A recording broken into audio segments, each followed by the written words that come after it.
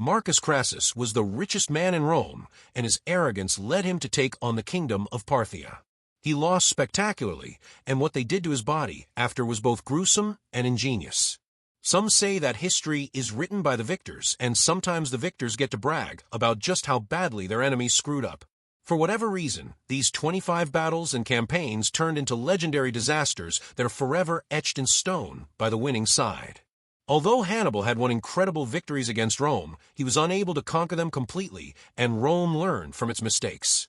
In 202 BC, an army under Publius Scipio sailed to northern Africa to attack Carthage directly. Hannibal was quickly brought in to stop the Romans, meeting them at Zama. He relied on his elephants and cavalry to once again defeat the Romans, but Scipio used several tricks to render the elephants useless. He'd also recruited Numidian cavalry, meaning that Hannibal's advantages vanished.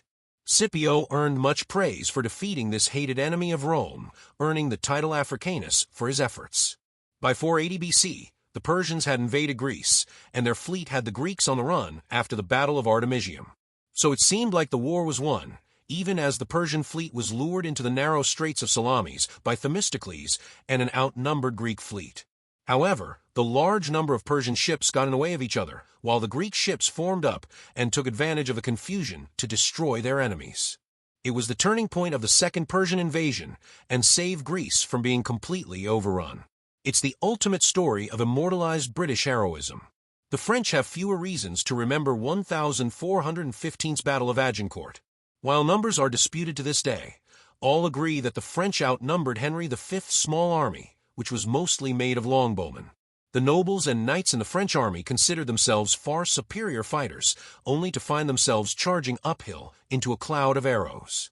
Henry's use of a defensive high ground and long-range missiles toppled the French from their place as masters of the medieval battlefield. In August 216 BC, a Roman army of 80,000 confronted 50,000 Carthaginians and their allies on the field of Cannae. Numbers and history would have given the favor to the Romans, but Hannibal isn't known as one of the greatest military commanders of history for nothing. Using clever tactics, superior cavalry, and benefiting from the two quarreling Roman commanders, Hannibal managed to slaughter or capture more than 50,000 Romans that day, which included a third of Rome's Senate.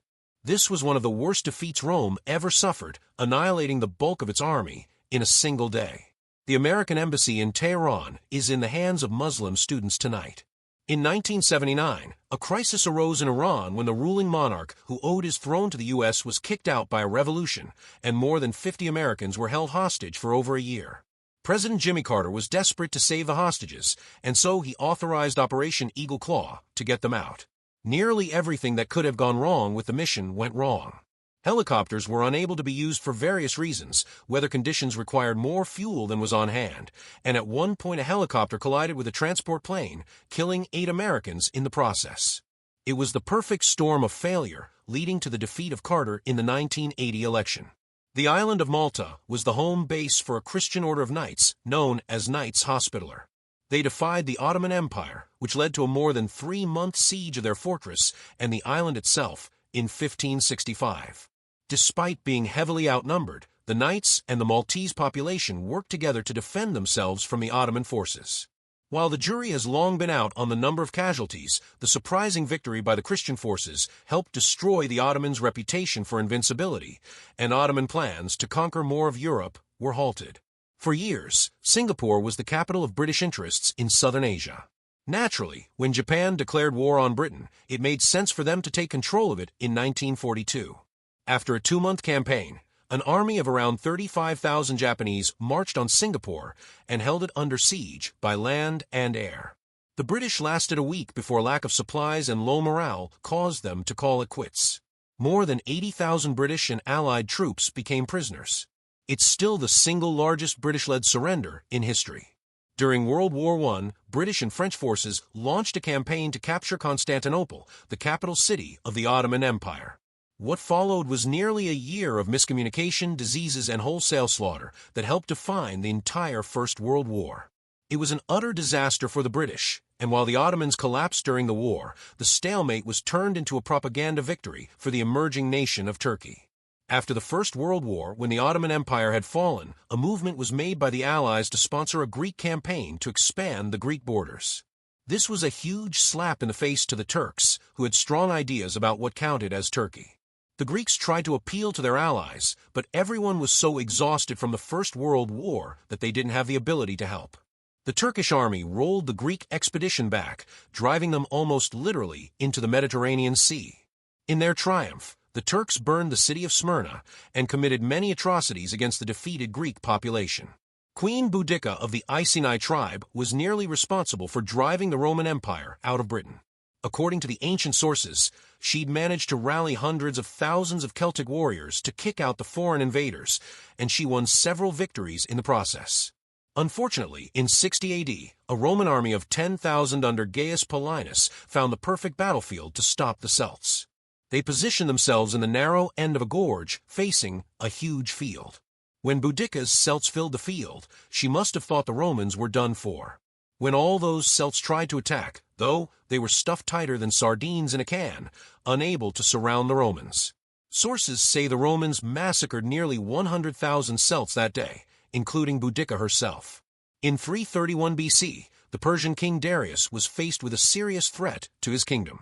Alexander the Great was campaigning into the Persian Empire with a highly trained and efficient army.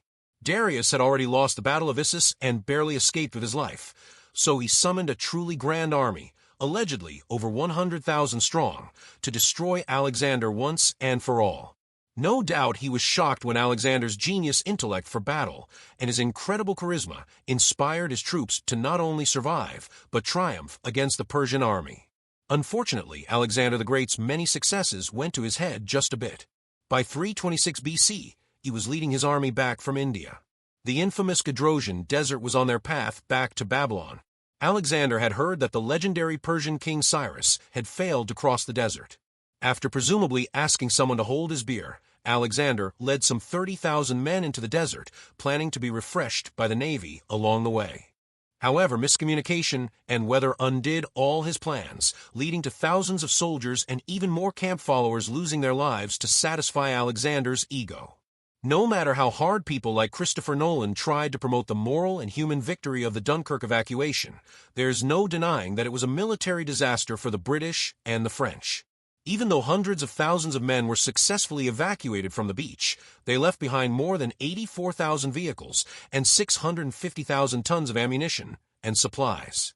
Britain has been desperately promoting the silver lining of this disaster ever since.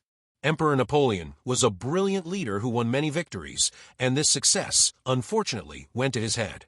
In 1812, he decided he could invade and conquer Russia, leading an army of more than 600,000 men to the east of Europe.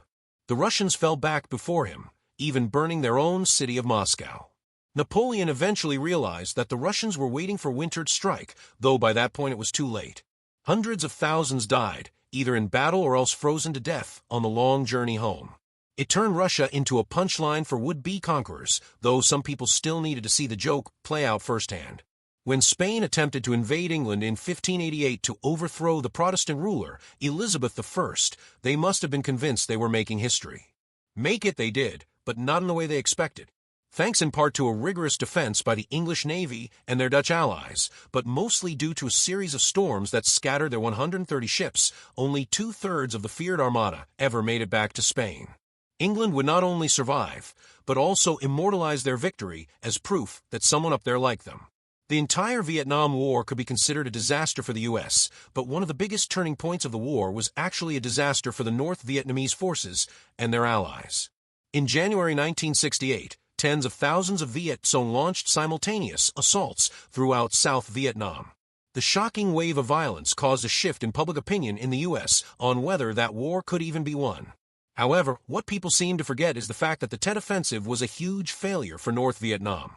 The loss in manpower was crippling for them, but the fact that they could even launch such a huge attack led the American public to question their country's own resolve, which turned a military defeat into a triumph for morale.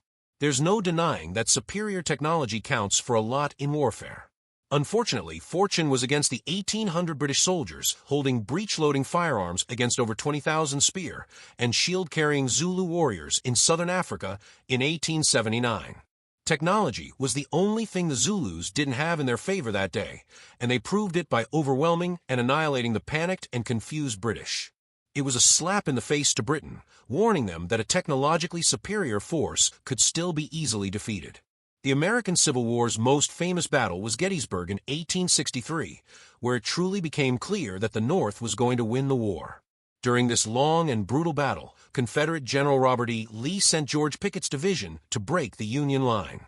Not for the first time in history, infantry charged straight into artillery fire and came out worse for wear. The casualties were around 50% for the Confederates, and legend has it that when Lee told Pickett to rally the surviving members of his division, Pickett replied, in 1836, after capturing the Alamo, General Santa Anna was convinced that the Texas Revolution was over and Mexico would keep control of the region. However, he underestimated his opponents. Santa Anna set camp between a marsh and a thick forest, hindering his position. After spending most of the night either marching or setting camp, his 1,200 troops needed rest. When the morning offered no attacking enemy, Santa Anna gave permission for his army to sleep. Naturally, they were completely caught unawares when a vengeful army of Texans stormed the camp and slaughtered more than half of the Mexican soldiers. Santa Anna was captured and had no choice but to sign documents that led to the independence of Texas. During Athens' wars with Sparta, someone got a bright idea to send an expedition to Sicily in 415 BCE to win them more allies against the Spartans. What followed was an utter mess of communication and complete disorganization. Leadership changed repeatedly, while the response from back home was to send more and more ships and soldiers to Sicily. After a series of crushing defeats, the entire expedition of more than 10,000 was lost for nothing. The defeat was so horrifying that the Athenians initially refused to believe the first messenger who delivered the news. When it was time for 4,500 soldiers and 12,000 civilians to retreat from the city of Kabul in 1842, it's safe to say that nearly anyone would have been a better commander than Sir William Elphinstone. The elderly, ailing man proved utterly helpless in the face of disaster when the British were caught in ambush after ambush by Afghan forces in the mountains of the Hindu Kush, slowed down by terrain and weather. During the retreat, nearly all of those on the British side were killed or captured. In 1854, it was the British who were knocking on Russia's door as part of the Crimean War. At the Battle of Balaclava, a unit of light cavalry was ordered to charge the Russian lines to stop them from capturing abandoned artillery. Of course, the moment is controversial. Miscommunication at the time means we'll never truly know who's to blame. Either way, more than 600 horsemen charged right into Russian gunfire. The event was immortalized in a poem by Alfred Tennyson, with the silver lining being the cavalry's almost suicidal courage under fire.